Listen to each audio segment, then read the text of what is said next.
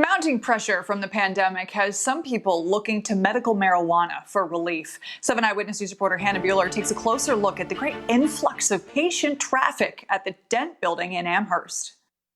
We have a viral pandemic, we have an economic pandemic, and now we have a mental health pandemic. As many people enter week 7 working from home and staying in isolation, doctors say more and more people are experiencing severe mental health issues as it relates to the current world situation. We are seeing patients who unfortunately are suffering from such anxiety and stress that it's leading them to do things such as drug abuse, alcohol abuse, suicide. Dr. LASZLO MECHTLER of Dent Neurologic Institute says people who are dealing with an array of everyday issues as it relates to COVID-19 are turning to unhealthy habits and trying to treat themselves. Case of a woman who's raising 5 children at home, who now is drinking a pint of vodka a day. And normally she doesn't drink at all. He says recent data shows more than 60% of patients are dealing with anxiety or depression during this time. And increased stress can lead to an increase in your ability to get sick. Because when you're under stress and anxiety,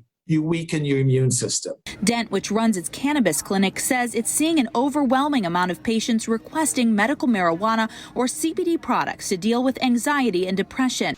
Going through this without the medication that I get from them, it would just be impossible.